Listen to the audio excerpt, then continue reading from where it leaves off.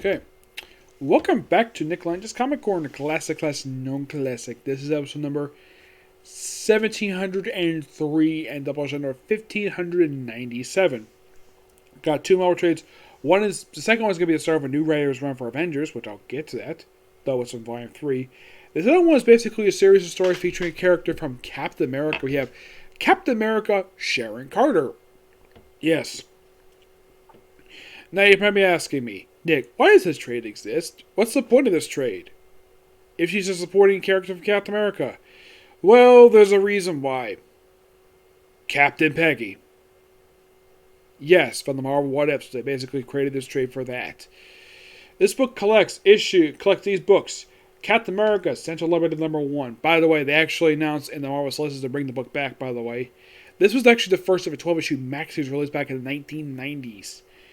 We also have two issues of Captain America by Ed Brubaker. This, of course, from the fifth volume for this series, issue 16 and 17. I have discussed these issues already, and I believe this was actually the Red Zone issues. Yep.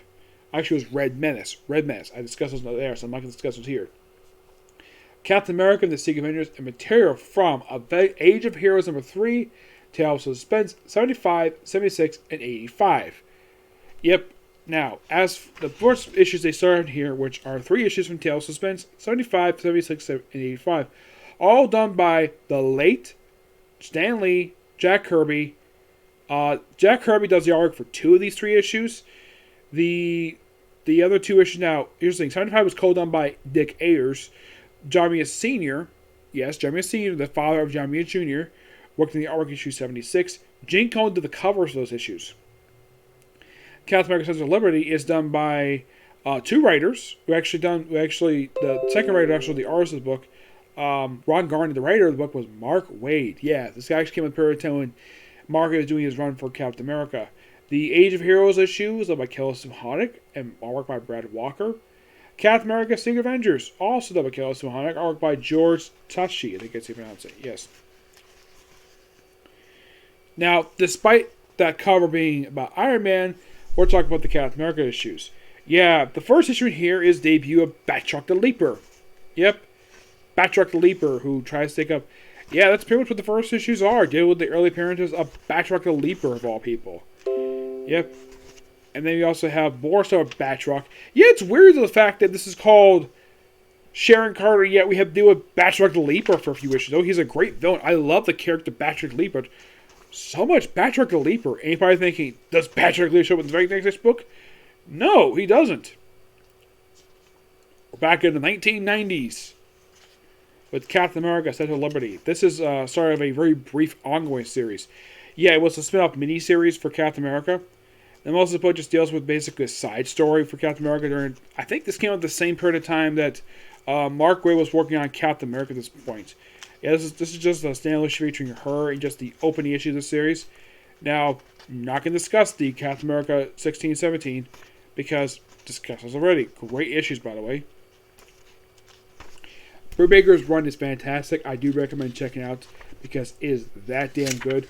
And I've never been Brubaker, but I have met Mike Perkins, great guy, me a person, and he, from what I could tell, actually enjoyed working on this book. Now, the Age of Heroes one-shot, which they have in here. You're probably thinking, which story from this issue is in here? Why, it's the story featuring the three lovely ladies. It's a story where Sharon Carter teams up with Victoria Hand, who is Steve Rogers' liaison to the New Avengers, and Daisy Johnson. Actually, that's Marie Hill. Yep, Marie Hill.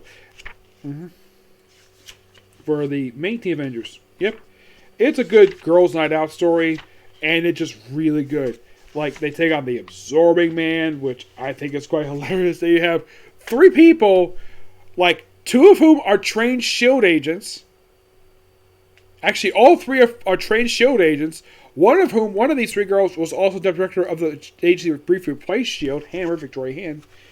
Yeah, it's like, wow, you have three hot women basically just beat up the crap out of that guy. And, of course, there's a joke at the end of the issue where Spider-Man shows up in the Avengers meeting room. You're like, hey, there you are. Hey, you guys, miss anything? You see that mess in the lobby? There's on it. So cool. That I've had. Any chance one of you got me a snack? I'm starving. Just like nuts and Coke, maybe. And then Sharon Carter's like, says this, I'm going to shoot him. I'm not. And Maria Hill says, I'm not going to stop you. Me neither. What? It is so hilarious. The Captain America Secret Avengers issue. This is mostly put Sharon team up with Black Widow for an issue, which I found this to be so hilarious. Yeah, at one point, basically at the end of the story, we actually have Black Widow calling Sharon Carter mom as a joke, which I found to be so funny. Yes, it's like, and basically the thing is with this line, I wonder why you can't put a puppy in the trunk. I can't. Well, you can't tell me. Shouldn't then? Did you? Shouldn't then? Did you just correct my grammar? Sorry, Mom. Oh, we'll never do this again. Yeah. The issues here are fantastic. Love everything that's published in this book. 10 out of 10. Just really good stuff here.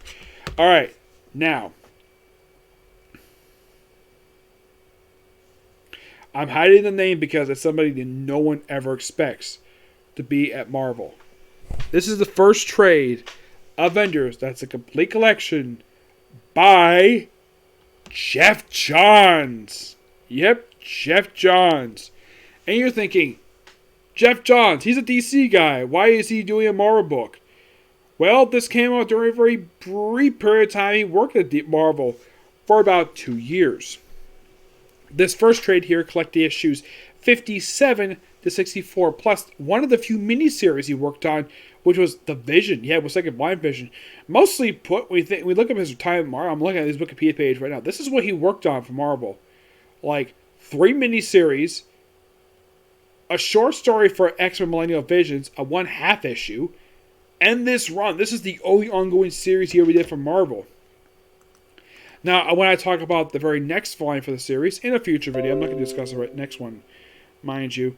The reason why he left is, well, I'll discuss that there, because it's Marvel's fault, the reason why he stopped working at Marvel. Yep, Geoff Johns takes over as a brand new writer of this book from Kurt Busiek. And the thing with Geoff Johns, now, Kurt Busiek, the reason why he left, where he was, I think he was also working on JLA at that point, and I think he also worked on Justice League, well, JLA. Yep, of course, when people think of Geoff Johns nowadays, people think of his really good events he worked on, books like Blackest Night, Brightest Day, Sinestro Corps War, his runs for like Flash, whole bunch of DC stuff he worked on. For Marvel, this is the only ongoing series he worked on. Yes, the Avengers, which makes it one of a small handful of writers to write both Avengers and Justice League. Yep, the very first story in here is called World Trust. Yep, World Trust. Yes, that is the very first story in here. It's called World Trust. And this pretty much takes up issues 57-62. Yeah, that's mostly put, this is basically, it's a 6-part story arc. Yeah, it's mostly put just Geoff Johns getting his feet wet with this story arc. And got brand new artist issues, yeah. By the way, George Perez actually led part with this story arc previous issues. And we still have Karen Doyer as the artist, basically, as well. He was there transition from Ivan Reyes. And mostly put, it's like anything really big aside with issues. Well, let's see. We have Captain America fighting like a zombie. And there was also the issue, basically, we have building up a World Trust. And then we have the return of Henry Peter Geinrich as the Avengers government liaison. Yeah, the whole thing about this one is trying to protect the World Trust. Yeah, that's mostly put what the got established with these first 6 issues here. Yep. Plus, they have these really good covers for the Avengers. I'm glad the fact that the artist of these covers went with the style of logo from the early 90s. I like this logo the best. Yeah, it's mostly about various threats, also about other villains. Now, you might be thinking, like, does Geoff Johns add anybody in these issues when this book starts? And the answer is, yes, he does. He adds one person. Yes.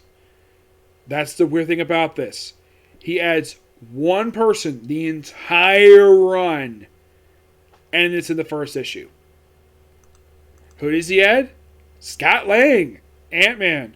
He is the only new member who joins in this very brief period of time he worked on the book. We also have the In-Betweener. Clearly, Geoff Johns does know his Marvel history because he knows who this guy is. So with Namor, and we have Thor here. And he mostly put his here, like, of course, this actually is from the Dan Jorgens run from Thor. He wears that particular attire. Yeah, mostly put he's there to deal with the occult, who basically, it's something like that he would, of course, he find also the Zodiac stuff and stuff. Yep. More dealing with the Zodiac. Then we have the 4th mini-series that is The Vision. This is the 2nd ever volume for The Vision. Yeah, and this is basically just Geoff Johns just having so much fun finding the Vision.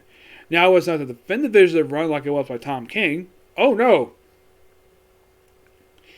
This, of course, is the most recent book that... this was the 2nd ever miniseries for the Vision. And of course, he had a couple miniseries published in the 80s when he was teamed up with the Scarlet Witch when they were husband and wife.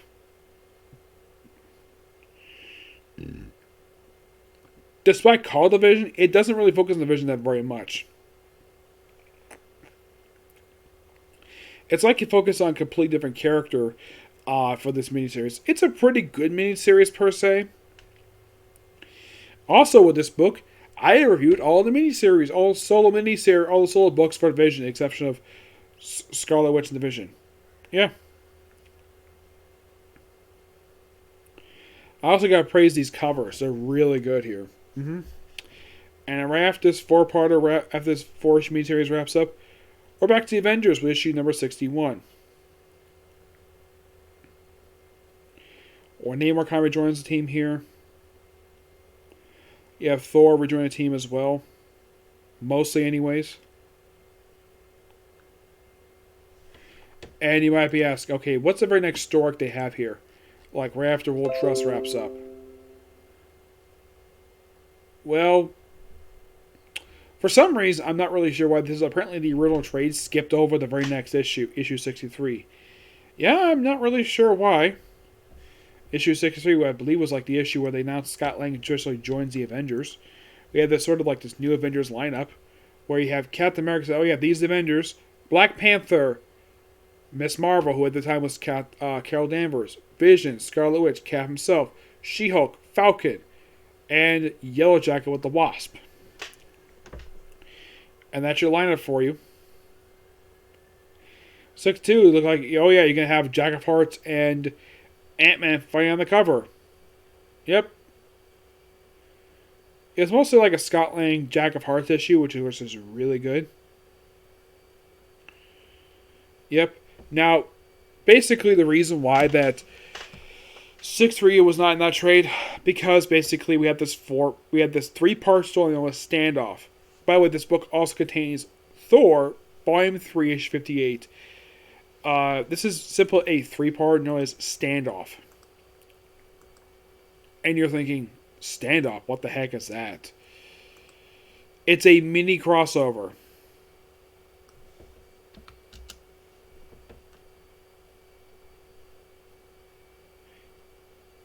Yes, it is a mini crossover between Avengers, Thor, and I think it was Iron Man. Yes, surprisingly, this is only like a 3-part story that basically started with Thor, then went to Iron Man 64, and then concluded with Avengers 63. Now, the Thor issue is done by Dan Jurgens. The Iron Man issue is done by Mike Grell, with artwork by Alan Davis. And the finale, which by the way has in this finale, where Thor leaves the team in this issue. Yep. And by the way, that issue came out roughly 19 years ago. Like, wow, that's interesting. Yep, and it's just a quick 3-part crossover. It's mostly about Thor responding to cries in a country that worships him. And apparently the government basically does not legally recognize this group, so they order their deaths. Yep, that's simply what they do. They order their deaths. And by the way, this trade actually ends with this 3-part crossover. which is really good, by the way. I think Geoff Johns, Dan Jurgens, and Mike Grohl do a great job with this book. And you're thinking, Mike Grohl wrote Iron Man? Because usually people think of Mike Grohl, sometimes. He's not usually a writer people think of very much. Usually when they think of him, people think of Green Arrow. No, seriously, it's Green Arrow. Yeah, that's the book people think of. But he did write this book for a very brief period of time. And here's the thing. Mike Grohl didn't write very much for Marvel. Oh, no, he didn't. He did a one chunk of Hopes for Hire, starring the X-Men, released back in 1985. And after that, his next time work for Marvel was issue 50 of Iron Man Volume 3, which he started back in 2002. And he did up until issue 66. Which, this lasted for like a little over a year. So, this is actually one of 17 issues he did for the book. 17. And, well, Mike Grohl is not a bad writer per se. It's mostly just dealing with stuff with Thor. And Thor abruptly just quits the team by the end of this 3-part story arc. And that's it. Yeah, it's almost like basically Marvel brought him in to do this run, see how the test the waters for this one. And then he left. Of course, I will, in fact, take a look at that later. Yep. I'm going to give this trade roughly a 9 out of 10. Just a damn good start to this very brief run for Geoff Johns at Marvel. Yes, and this is the first of 2 trades.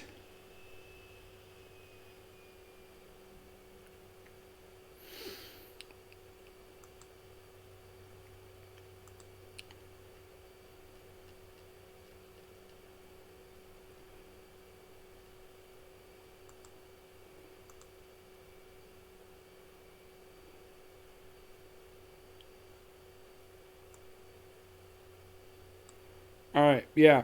So, that's going to be pretty much it for this particular review. Stay tuned for the next review, which is going to be 2 physical trades. Yep, because I want to get my stack, because I got a big stack of trades, and I really want to get them done, so, sorry, next video, okay? Next video. Bye.